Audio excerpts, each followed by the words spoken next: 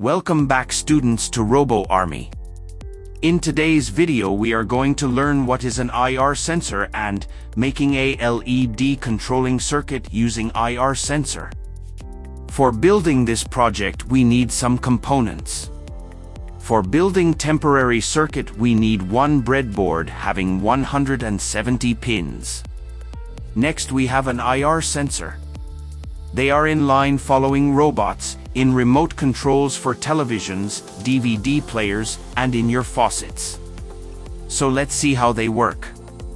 It emits invisible infrared light from this LED known as emitter, reflecting off surfaces to this photodiode known as receiver to detect objects. It can also detect IR radiations from other sources like heat, flame, etc.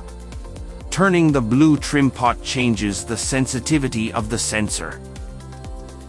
Turning it in anti-clockwise will decrease its sensitivity and turning it in clockwise increase sensitivity. Next we have one 2-volt LED. One lithium battery with holder and some jumper wires.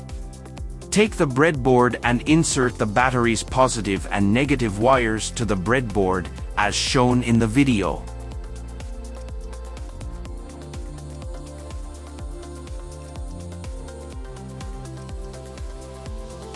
Then, insert the IR sensor into it in such a way that no terminal is overlapping the other. Take one jumper wire and insert it in between the positive side of the battery and the VCC of the IR sensor. In the same way, insert one jumper wire in between the negative side of the battery and the GND of the IR sensor.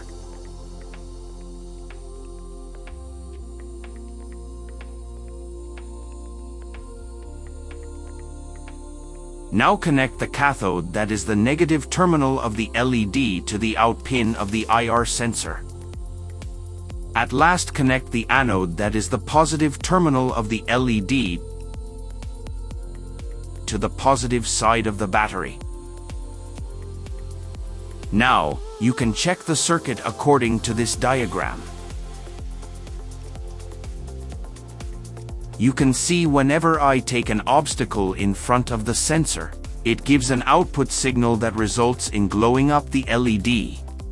I hope you like this video, give it a thumbs up.